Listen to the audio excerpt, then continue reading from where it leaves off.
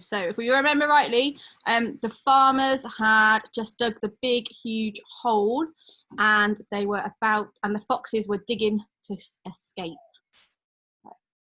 Put this over here so I can see. Okay, chapter 7. We've made really good progress here. At 6 o'clock in the evening, Bean switched off the motor of his tractor and climbed down from the driver's seat. Bunce did the same. Both men had had enough.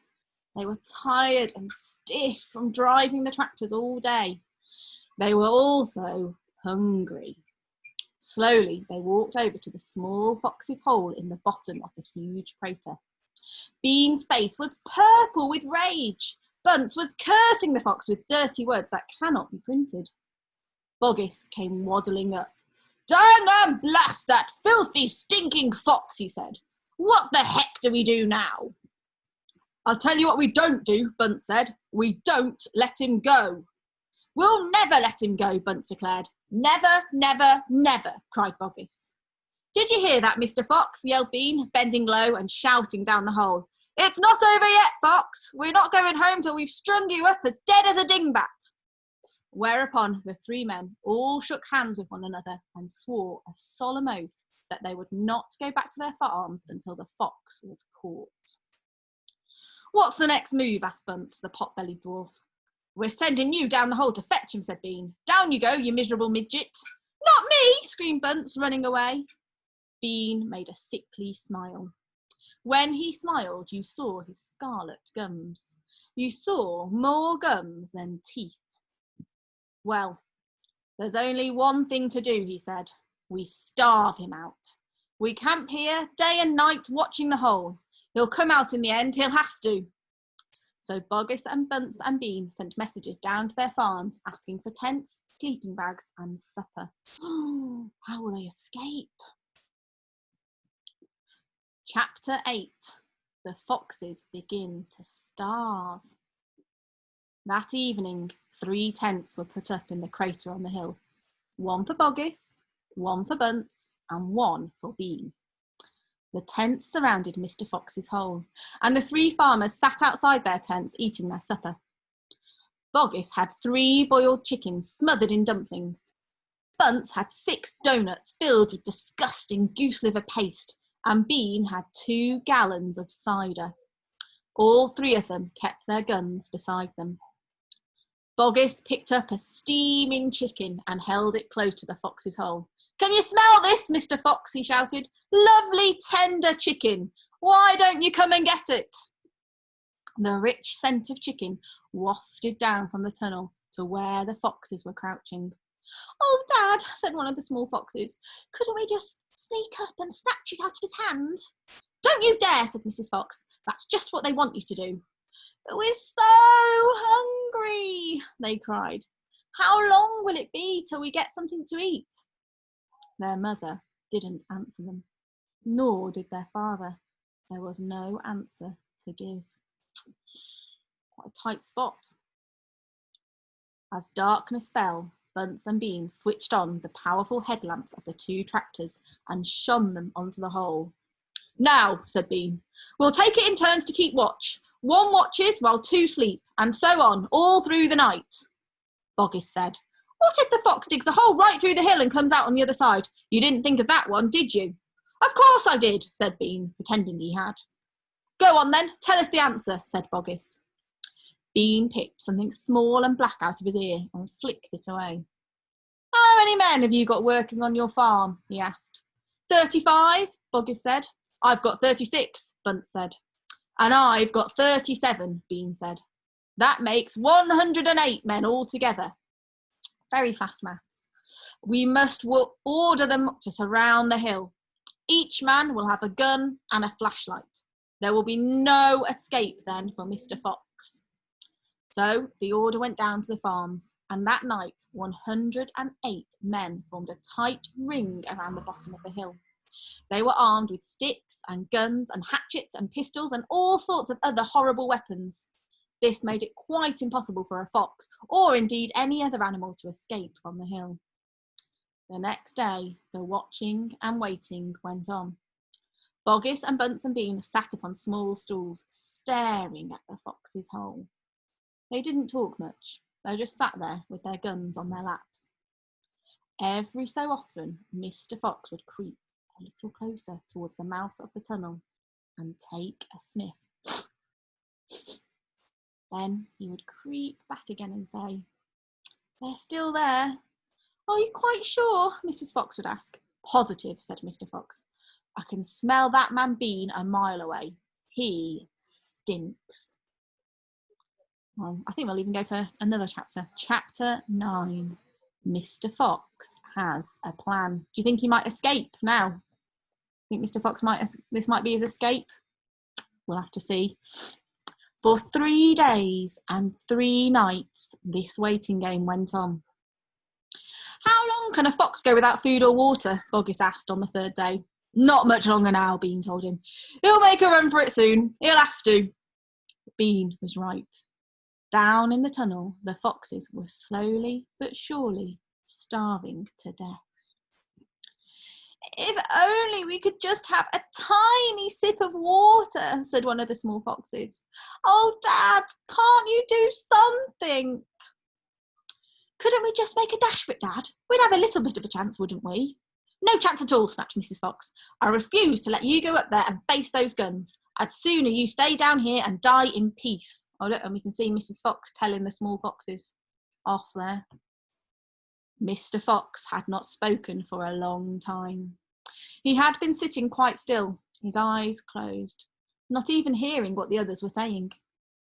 Mrs. Fox knew that he was trying desperately to think of a way out. And now, as she looked at him, she saw him stir himself and get slowly to his feet.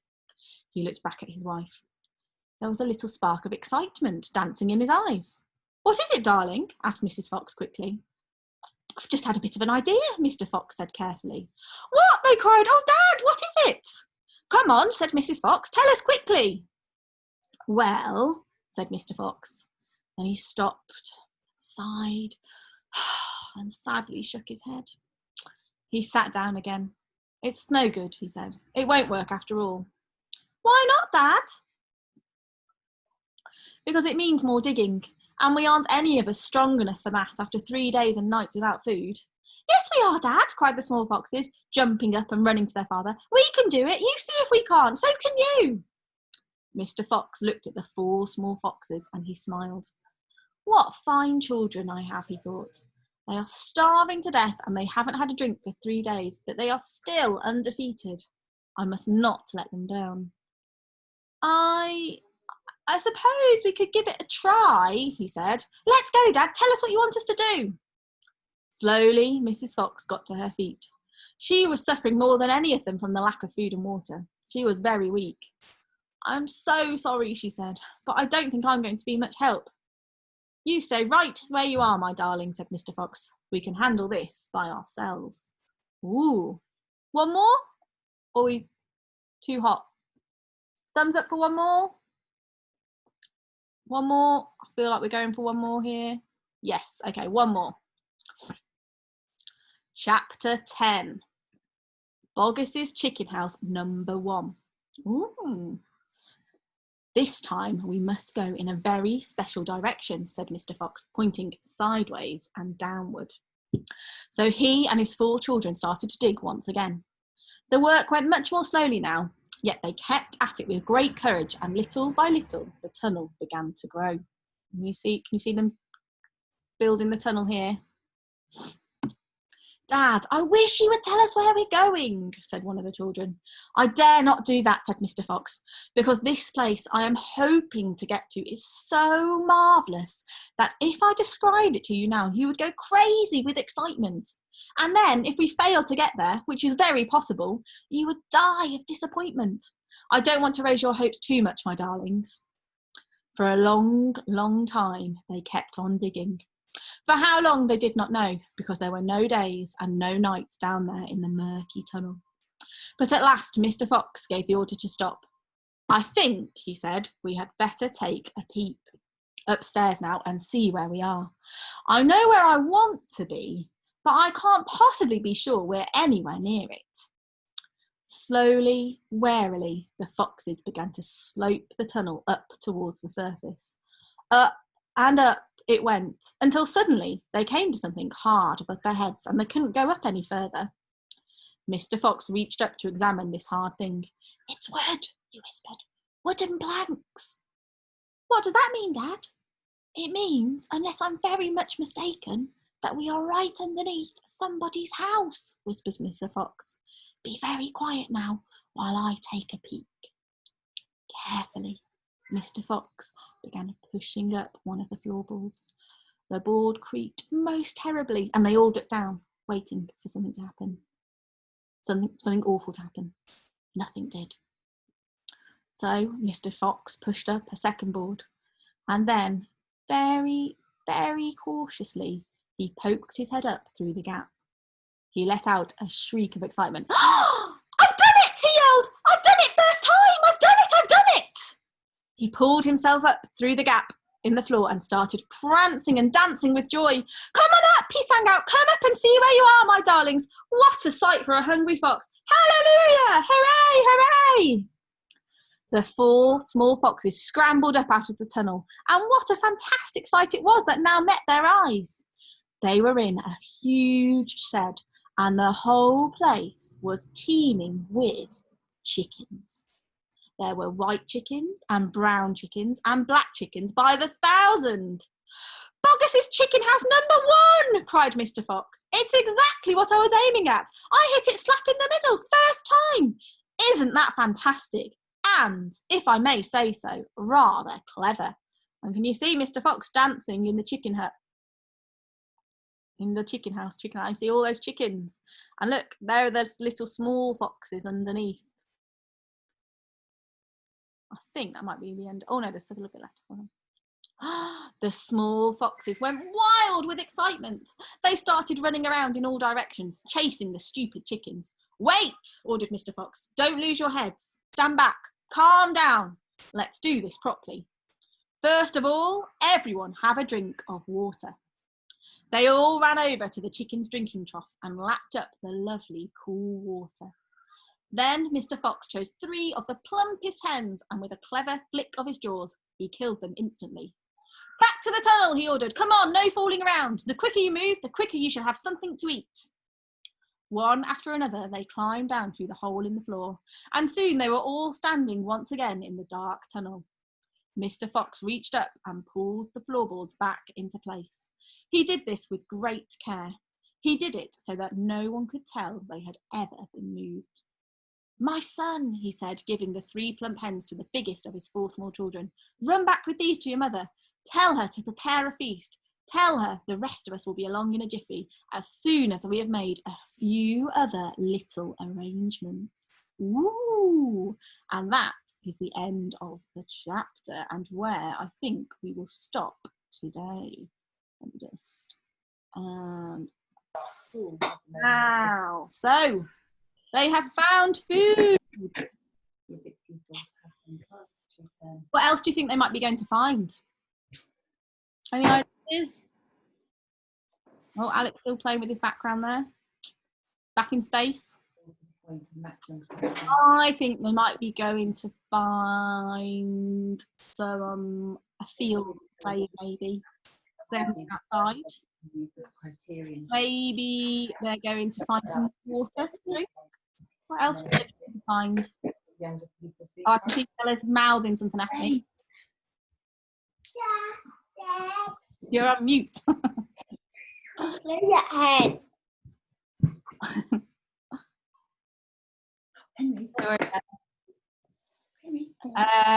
They could be going to maybe they want to go and climb some trees. Maybe they've been outside, they've been inside all that time. Oh, rabbits. Is this rabbits? Ah, Bella, rabbits. Good mime in there, Bella. Well done. Yes, they could be going to find some rabbits because foxes eat rabbits as well, don't they? Well, we shall have to find out on Monday. Don't tune in tomorrow because I won't be here. But Monday I will be back with the next few chapters. So I hope I'm coming back on Monday. Anyone else coming back on Monday? Rosabella's back. Oh, fantastic. Everyone's back on Monday. Great. Well, I look forward to seeing, I do really enjoy seeing you all on Zoom. It's quite nice, isn't it, to see everyone's faces.